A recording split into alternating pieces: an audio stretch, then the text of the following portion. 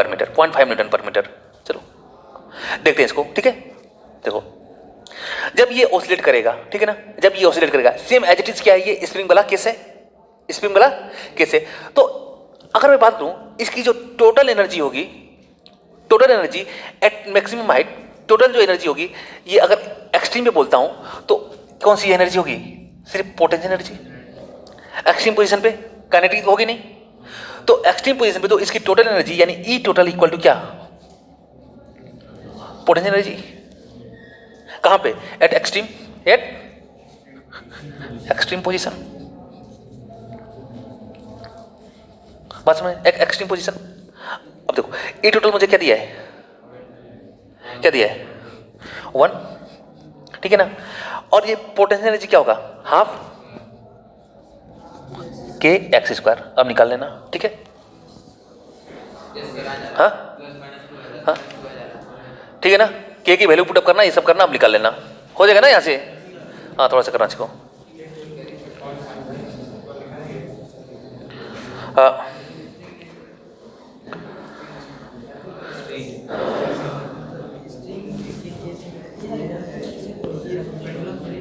के दिया है,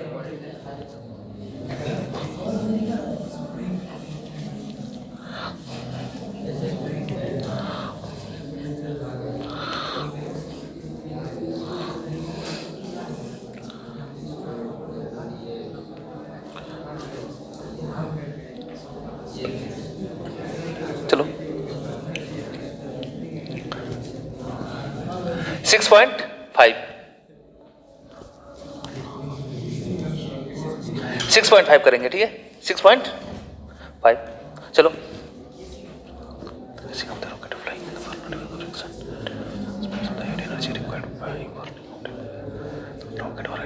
देखो जब एक रॉकेट उड़ता है, ठीक है ना, पहला वाला क्वेश्चन पूछ रहा है, इधर देखो, जब एक रॉकेट उड़ रहा है हवा में, तो अगर मैं बात करूं किसके, जो उसकी केसिंग होती है, जो पीछे में,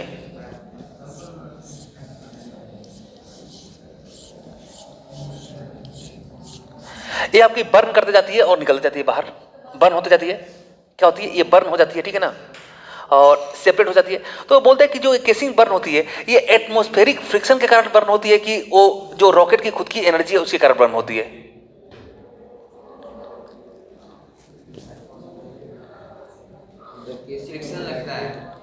देखो एक चीज बताऊं, अगर फ्रिक्शन के कारण बर्न होगा, ठीक है ना, तो वो बर्निंग हमारे कंट्रोल में होगी नहीं। अब उसके मटेरियल को इतना, देखो फ्रिक्शन तो होगा ही, उसके मटेरियल को इतना मतलब वो बनाया जाता है, उस टाइप से बनाया जाता है कि उस पर फ्रिक्शन क्या करे, नहीं वो फ्रिक्शन उसको जला नहीं सकता, फ्रिक्शन उसको जला नहीं सकता। तो जो इसके अंदर जो हीट एनर्जी निकलती है उसके कारण होता है, ठीक है ना, जो इंजन की जो हीट होती है उसके कारण ये मेनली जलता है। और अगर बात करो, अगर ये स्पेस में पहुंच गया ये रॉकेट और काफी ऊपर तक जाना है, तो वहां पे तो एटमॉस्फेयर इसको मिलेगा ही नहीं, फिर भी क्या होगा, इसकी केसिंग क्या होती है, जलती है और टूटती है। बात समझ गए। तो ये जो चीज होती है, तो इसका जो आंसर होगा क्या होगा, द रॉकेट, ठीक है ना, द रॉकेट, ठीक है ना।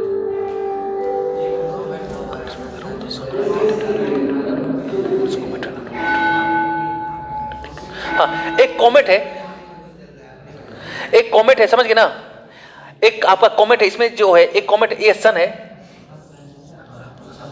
और सन के चारों तरफ क्या कर रहा है, एक कॉमेट क्या कर रहा है आपका, इलेप्टिकल ऑर्बिट में क्या कर रहा है, घूम रहा है, इलेप्टिकल ऑर्बिट में घूम रहा है। तो जब ये एक राउंड कंप्लीट मारेगा तो बताओ इसका वर्क डन कितना करेगा, जब 1 राउंड कंप्लीट करेगा तो वर्क डन कितना होगा, क्यों, हाँ तो ये क्या है आपका, देखो ये ग्रेविटेशनल फोर्स लगेगा दोनों के बीच में, और ग्रेविटेशनल फोर्स कौन सा होता है, एक कंजर्वेटिव फोर्स होता है, और कंजर्वेटिव फोर्स में कभी भी अगर मैं क्लोज पाथ में वर्क करूं तो क्या हो जाएगा, मेरा नेटवर्क क्या हो जाएगा, जहां से मैं चला था वहीं पे आ गया तो क्या हो जाएगा, 0, ठीक है। ये पाथ इंडिपेंडेंट होता है, जब कभी भी कंजर्वेटिव फोर्स किसी बॉडी पे लगेगा तो जो वर्क होता है वो क्या होता है आपका, पाथ इंडिपेंडेंट होता है।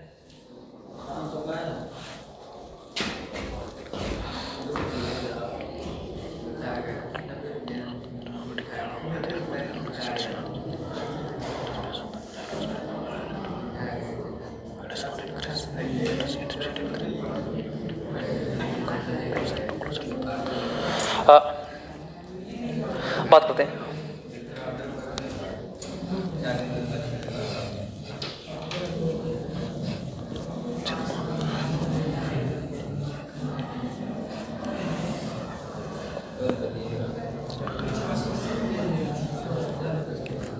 हाँ, ये देखो,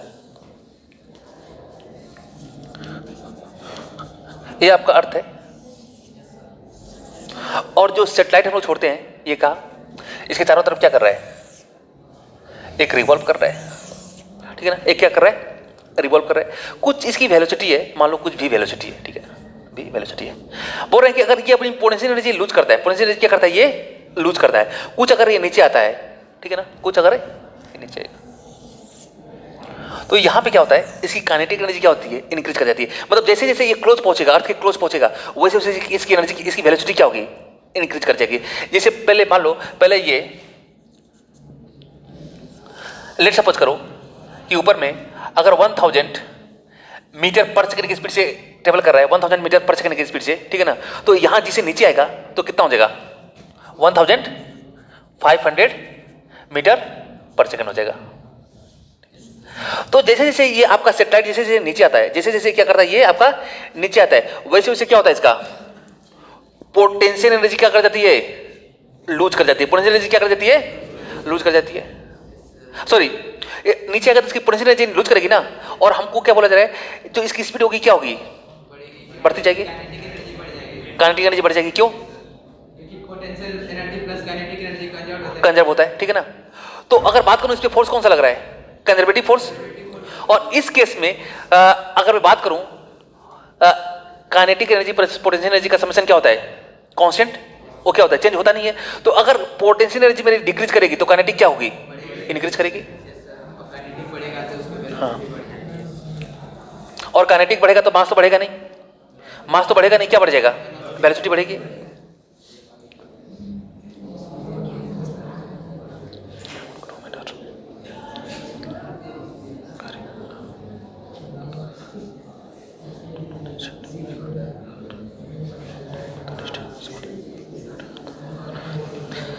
देखो डी वाले में कुछ मुझे क्वेश्चन दिखाया है, ठीक है।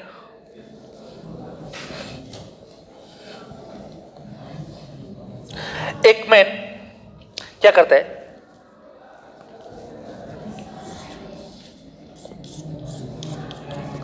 एक हाथ में अपने ब्लॉक को कितने का, 15 केजी का, 15 केजी का, 15 केजी का लेके क्या कर रहा है, ये मूव कर रहा है, ठीक है ना। और दूसरा कंडीशन दिखाया है कि ये इस ब्लॉक को क्या कर रहा है, एक कुएं से क्या कर रहा है, रस्सी से खींच रहा है।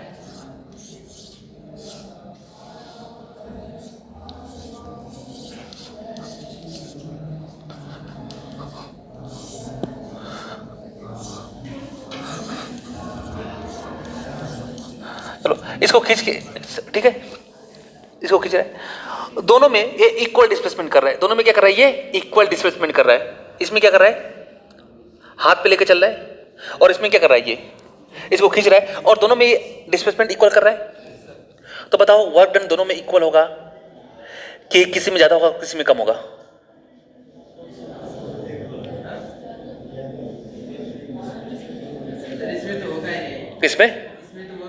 इसमें देखो, इसमें एक्चुअली अगर मैं बात करूं तो देखो, इसमें जो फोर्स लग रहा है कितना लग रहा है, mg, ठीक है ना, और इसका डिस्प्लेसमेंट किधर है, इधर की तरफ। तो फोर्स की वर्क डन क्या होगा, जीरो। वर्क डन क्या हो जाएगा, जीरो हो जाएगा। हाँ, थोड़ा मोड़ा हल्का फुल्का वर्क डन हो सकता है।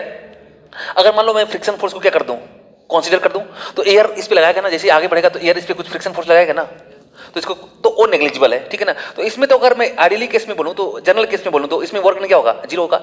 पर इसमें वर्क डन जीरो नहीं हुआ, क्योंकि फोर्स क्या लगा रहा है, ये ऊपर की तरफ लगा रहा है, और डिस्प्लेसमेंट भी किधर हो रहा है, ऊपर हो रहा है, कुल मिला के इसका आगे तरफ पड़ रहा है। तो सेकंड केस में वर्क डन क्या होगा आपका, तो जब खींच रहा है ये वाला केस में, इसमें क्या होगा, वर्क डन आपका क्या होगा, ग्रेटर होगा। 6.6, क्वेश्चन नंबर 6.6।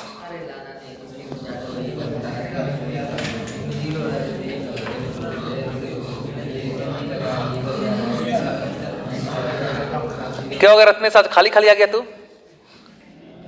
अरे कुछ खिलाया नहीं है तुम लोग को ये? क्यों? अरे किस चीज का बोल रहा है, बताना पड़ेगा क्या? हाँ, अरे कुछ खिलाया वाला नहीं है तुम लोग को? पार्टी उटी नहीं दिया है? अरे इसका हॉस्पिटल खोल लिया ना, ये कोई डॉक्टर मिल नहीं रहा था। ये कई डॉक्टर से पूछा कि नींद नहीं आ रही है, क्या करूं? तो बोला कि घर का ही खोल लिया जाए एक हॉस्पिटल। कुछ ऐसे खाली खाली चला आया तू, क्यों? हाँ,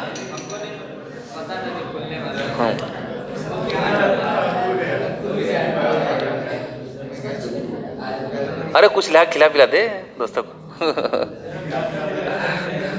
और सबको बता देना, उस बीमारी का इलाज हो जाता है वहां पे। क्यों? Question number 6.6, question number 6.6।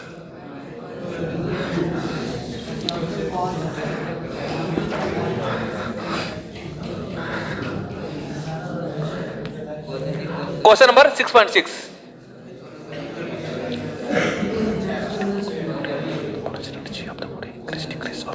चलो, ए, अगर कंजर्वेटिव फोर्स किसी भी बॉडी पे वर्क कर रहा है, कंजर्वेटिव फोर्स किसी भी बॉडी पे वर्क कर रहा है, तो उसकी पोटेंशियल एनर्जी इंक्रीज करेगी कि डिक्रीज करेगी कि रिमेन अनचेंज रहेगी?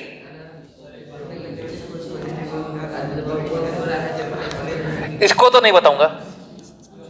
6.6 का आपका ए, अगर किसी बॉडी पे मेरा एक कंजर्वेटिव फोर्स वर्क कर रहा है, क्या कर रहा है? कंजर्वेटिव फोर्स वर्क कर रहा है, तो इस बॉडी का पोटेंशियल एनर्जी इंक्रीज करेगा, डिक्रीज करेगा कि रिमेन सेम रहेगा? क्या करेगा? डिक्रीज करेगा, ठीक है ना? अगर कंजर्वेटिव फोर्स पॉजिटिव वर्क करेगा तो क्या होगा? डिक्रीज करेगा। चलो गुड।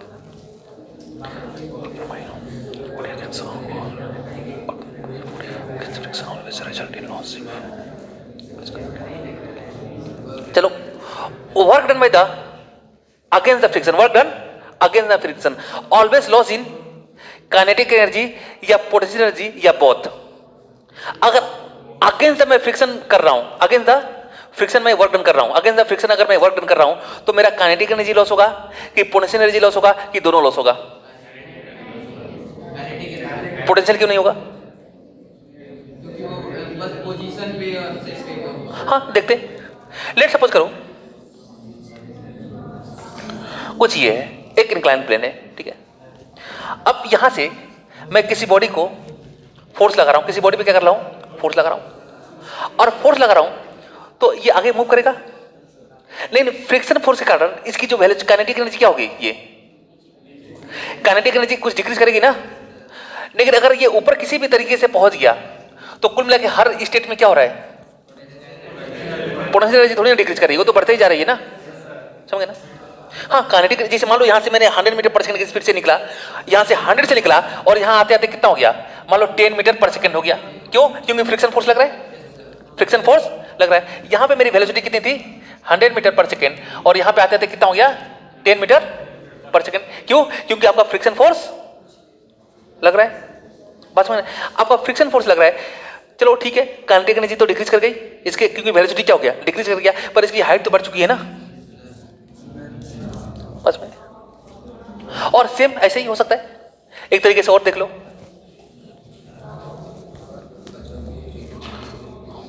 चलो,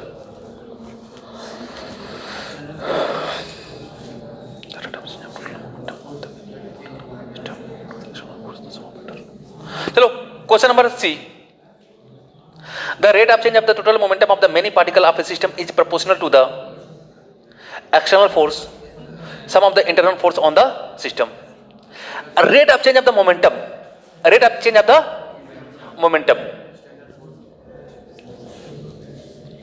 of a many particle of a system is proportional to external force। अगर किसी बॉडी के मोमेंटम में चेंज हो रहा है, मोमेंटम में चेंज हो रहा है, ठीक है ना। अगर कोई सिस्टम ऑफ बॉडी है, सिस्टम ऑफ बॉडी है और उसके मोमेंटम में क्या हो रहा है? चेंज हो रहा है, तो उसके लिए रिस्पॉन्सिबल कौन सा है? एक्सटर्नल फोर्स कि आपका इंटरनल फोर्स? एक्सटर्नल फोर्स, ठीक है ना, एक्सटर्नल फोर्स। क्योंकि अगर इंटरनल फोर्स लगेगा तो इंटरनल फोर्स में हमेशा मोमेंटम क्या होता है? कंजर्व होता है। कंजर्वेशन ऑफ मोमेंटम हमने क्या पढ़ा था? कंजर्वेशन ऑफ मोमेंटम में यही तो हमने पढ़ा था ना कि if the net external force acting on a body will be क्या? Zero, then momentum of the body will be conserve. लेकिन इंटरनल फोर्स की बात नहीं होती, इंटरनल फोर्स जितना भी लगा लो उससे कोई फर्क नहीं पड़ता। जैसे लेट सपोज करो कि यहां पे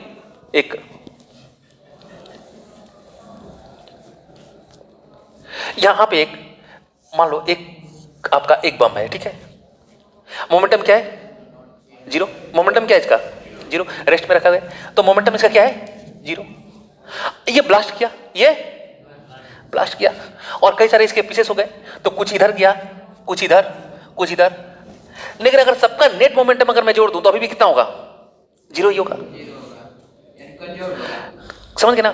तो इसके मोमेंटम में चेंज नहीं कर पाया, इसके मोमेंटम में चेंज नहीं कर पाया। लेकिन हाँ, अगर मैं एक्सटर्नल फोर्सेस पे लगा दूं तो क्या हो गया? इसका मोमेंटम क्या हो गया? चेंज हो गया।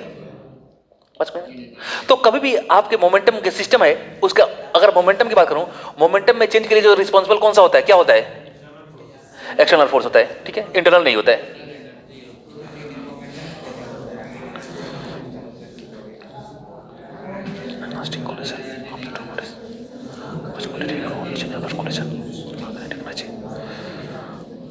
चलो, in elastic collision of two bodies, the quantity which do not change after the collision.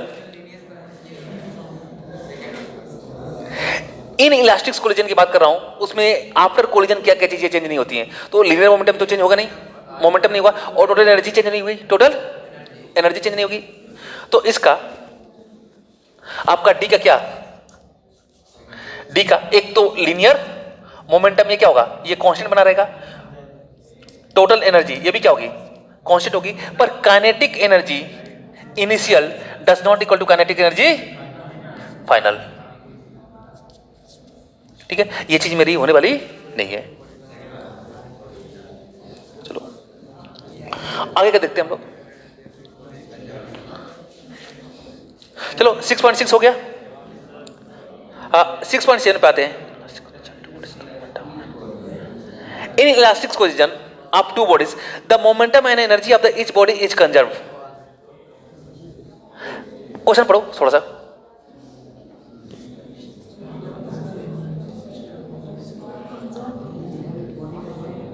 Six point seven का ए, 6.7 का ए बेटा, आंसर मत बोलना तुम दोनों, आंसर मत बोलना।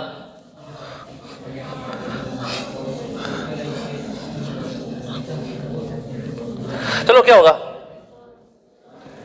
ट्रू है कि फॉल्स है? क्यों? अरे इलास्टिक कोलिजन में जो मोमेंटम कंजर्व होता है ना, तो वही तो पूछ रहा है कि मोमेंटम इसमें कंजर्व है कि नहीं होगा? कंजर्व होगा, वही तो बोला है इसने। एनर्जी भी कंजर्व होता है, एनर्जी कंजर्व नहीं होता है, मोमेंटम भी कंजर्व होता है, टोटल एनर्जी भी कंजर्व होता है, काइनेटिक एनर्जी भी कंजर्व होता है, और मोमेंटम भी कंजर्व होता है। इलास्टिक कोलिजन की मैं बात कर रहा हूं, किसकी? इलास्टिक कोलिजन की। तो क्या होगा? ये ट्रू होगा कि फॉल्स होगा? अरे ठीक है ना, क्या होगा? ट्रू होगा कि फॉल्स होगा? अरे जो भी लग रहा है सही बोलो। देखो इसमें ये बोल रहा है ना, question number 6.7, in elastic collision of two bodies the momentum and energy of the each body is conserve. The momentum and energy of the each body is conserve. तो इलास्टिक कोलिजन में मोमेंटम क्या conserve होता है ना, और energy भी क्या होती है? कंजर्व होती है। ट्रू होगा कि फॉल्स होगा? अच्छा फॉल्स होगा तो क्यों होगा? चल बता। हाँ स्टैंड अप, नहीं मत बताओ क्यों होगा। चल फॉल्स होगा तो क्यों होगा? पीछे आंसर दिया है।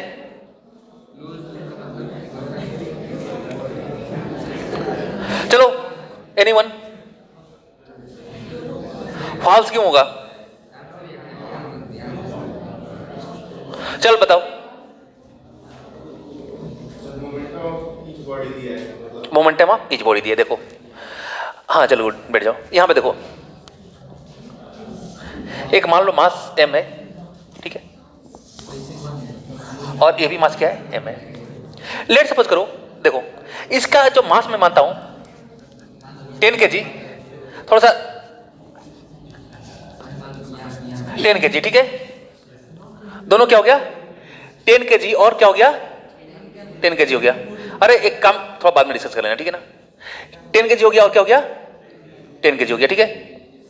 इसका भी मास 10 kg है और उसका भी मास क्या है 10 kg है। इसकी वेलोसिटी कितनी है 20 मीटर पर सेकंड। बताओ मोमेंटम इसका कितना होगा 200 kg मीटर पर सेकंड। और ये रेस्ट में मोमेंटम कितना होगा 0।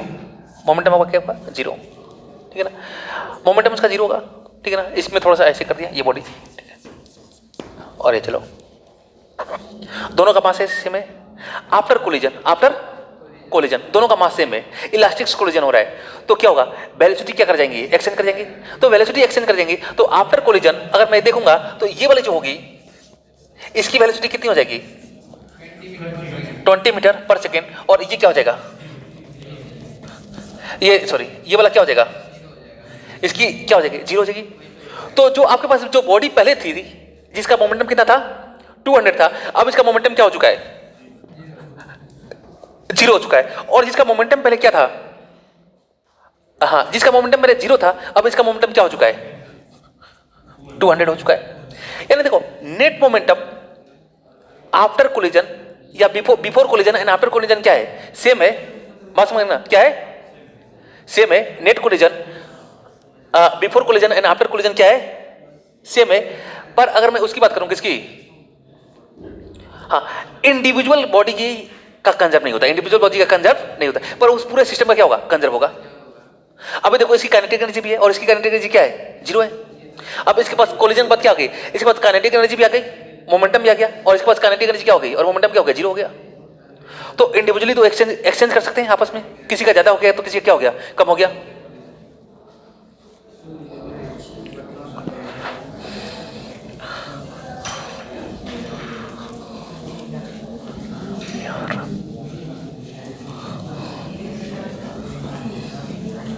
एक काम कर तुम दोनों थोड़ा सा आज वहां बैठो, इधर आ जाओ तुम दोनों। हाँ तुम पीछे बैठो हाँ वहां पे अपना डिस्कशन करते रहो। चलो हाँ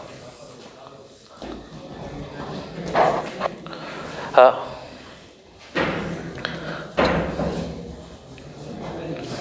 चलो 6.7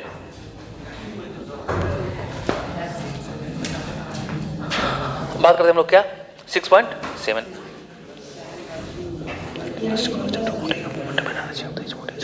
चलो 6.7 का पहला तो हो गया। इस बॉडी का मोमेंटम कंजर्व और एनर्जी नहीं होगा लेकिन सिस्टम की क्या करता हूं पूरे सिस्टम का क्या होगा कंजर्व होगा।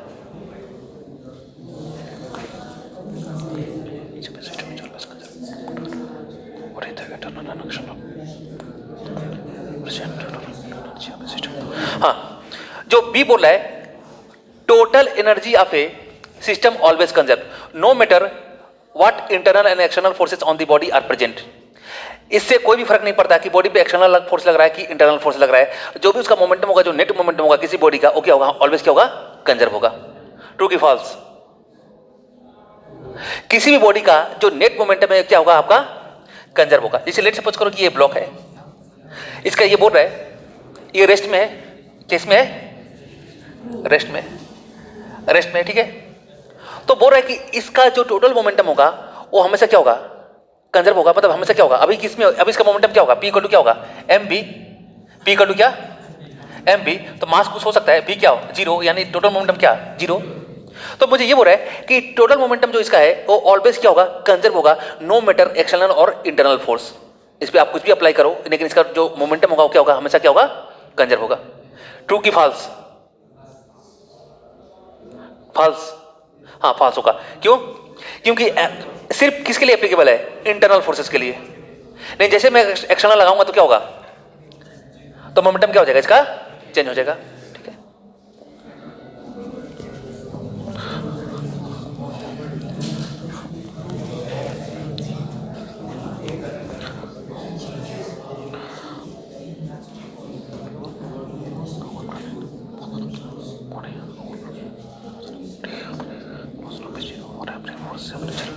Work done of A motion of a body over A close loop is 0।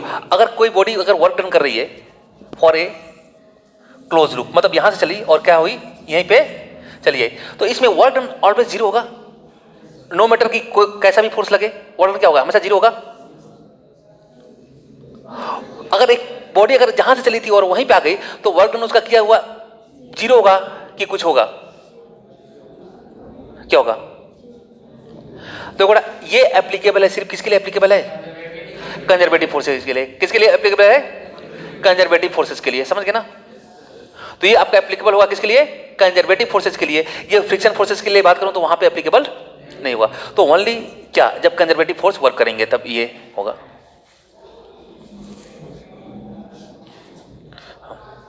In elastic collision the final kinetic energy is always less than the initial kinetic energy of the system. जो final kinetic energy होगी वो always less than होगी initial kinetic energy of the system. सही है गलत है, true है। Answer देखो क्या दिया है, एक्चुअली देखो इसको, ये तुम्हारे थोड़ा सिलेबस के बियॉन्ड कर दिया है, ठीक है ना। मैं बता देता हूं, ऑलवेज अगर बात करोगे, देखो आंसर तो ट्रू होगा। अब कब वो यूजुअली मतलब ऑलवेज क्या, ऑलवेज ट्रू, बट कभी कभी यूजुअली क्या है, ट्रू है, बट नॉट ऑलवेज। ऐसा क्यों, चलो देख लेते हैं थोड़ा सा इसको, समझ गए ना। अगर मैं बात करूं वेलोसिटी, वेलोसिटी एक एब्सोल्यूट टर्म है कि रिलेटिव टर्म है, हाँ वेलोसिटी कौन सा टर्म है, एक रिलेटिव टर्म है। तो ये फ्रेम ऑफ रेफरेंस से लेके आंसर दिया है आपका, ठीक है ना। तो वेलोसिटी आपका क्या है, एक रिलेटिव टर्म है। तो चलो यहां पे लेट सपोज करो एक बॉल है, ठीक है, और ये एक बॉल है दोनों, हाँ एक मिनट,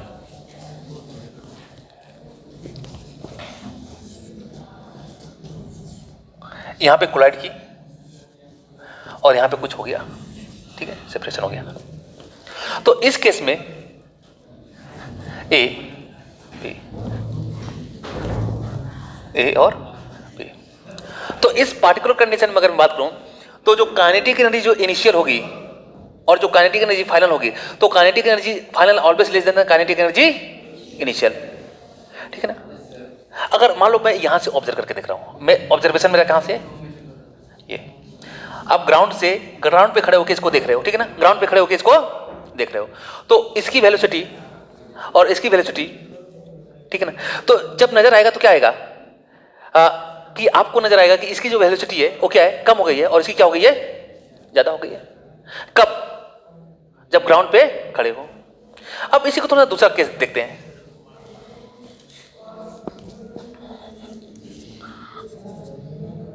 बॉल थी, दो बॉल, इनका कोलिजन हुआ, इनका कोलिजन हुआ यहां पे, और यहां पे क्या हो गए, कुछ सेपरेट हो गए, ठीक है। अब देखो सपोज कर लो कि आप अब यहां पे ग्राउंड पे खड़े नहीं हो, एक ऐसे फ्रेम पे खड़े हो, एक व्हीकल है जो क्या कर रही है, एक्सीलरेट कर रही है, जो क्या कर रही है, एक्सीलरेट कर रही है, ठीक है, एक्सीलरेट कर रही है, ठीक है, एक्सीलरेट कर रही है। अब ये जैसे ये एक्सीलरेट कर रही है, ठीक है ना, ये काफी हाईली एक्सीलरेट कर रही है, तो जैसे आप यहां पे जैसे कोलाइड करने वाली हैं, जैसे ये कोलाइड करने वाले हैं, वैसे इनके साथ साथ खुद ही पहुंच जाते हो, ठीक है ना, और थोड़ा सा तुम पीछे से आते हो, एक मिनट, ये बॉल यहां पे है और आप पीछे से आते हो,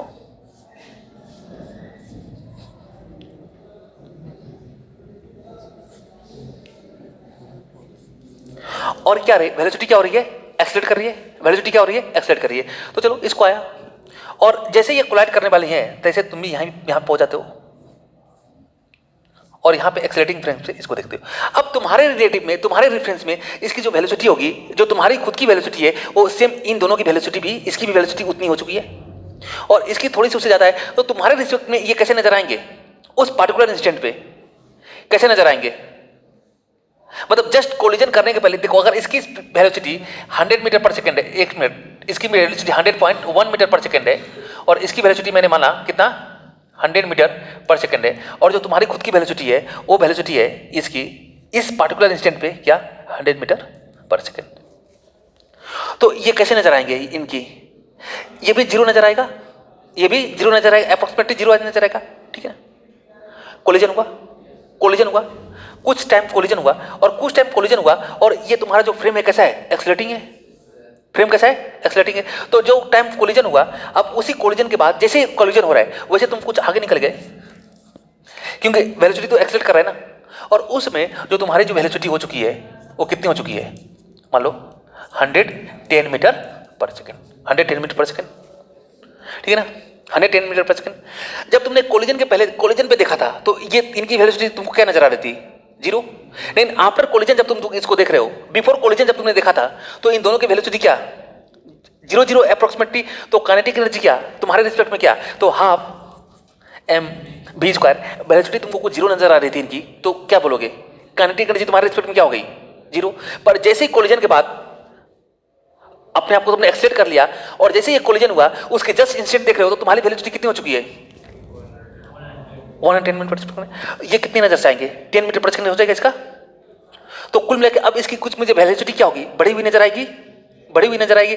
तो अब मैं क्या बोल सकता हूं, अब मैं इसको बोल सकता हूं इसकी काइनेटिक एनर्जी क्या हो गई है, इंक्रीज कर गई है। लेकिन वो एक रिलेटिव टर्म होगा ना कि एब्सोल्यूट टर्म होगा, बात समझ गए, वो एक रिलेटिव टर्म होगा ना कि एक एब्सोल्यूट टर्म होगा, समझ गए। वो फ्रेम ऑफ रेफरेंस हो सकता है, एक एक्सीलरेटिंग फ्रेम ऑफ रेफरेंस से अगर मैं चीजों को ऑब्जर्व करूं तब ये चीजें पॉसिबल है, अदरवाइज ये पॉसिबल नहीं है। तो ऐसे जर्नलिस्ट को देना चाहिए था कि ट्रू देना चाहिए था, इसको उस चीज को लिखना नहीं चाहिए था।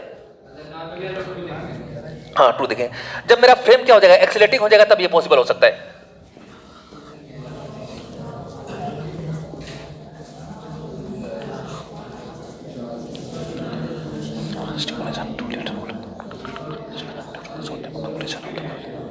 चलो 6.8 6.8 का आपका पहला वाला बोल रहा है कि दो बिलियर्ड्स बॉल है, ठीक है ना, ये आपस में क्या कर रहे हैं, कोलाइड कर रहे हैं और इनका कोलिजन कैसा है, इलास्टिक कोलिजन है। इनका कोलिजन कैसा है, इलास्टिक कोलिजन है। तो स्टार्टिंग में इनके पास कुछ काइनेटिक एनर्जी होगी ना। तो ये दोनों क्या कर रहे हैं, कोलाइड कर रहे हैं और जैसे ये कोलाइड किए at a time of collision, और ये कोलिजन कैसा हो रहा है आपका, इलास्टिक कोलिजन। कोलिजन कैसा आपका, इलास्टिक। तो ये पूछ रहा है at a time of collision इनकी काइनेटिक एनर्जी कंजर्व होगी कि कुछ डिक्रीज कर जाएगी। कोलिजन मेरा इलास्टिक से, कोलिजन कैसा है, इलास्टिक से।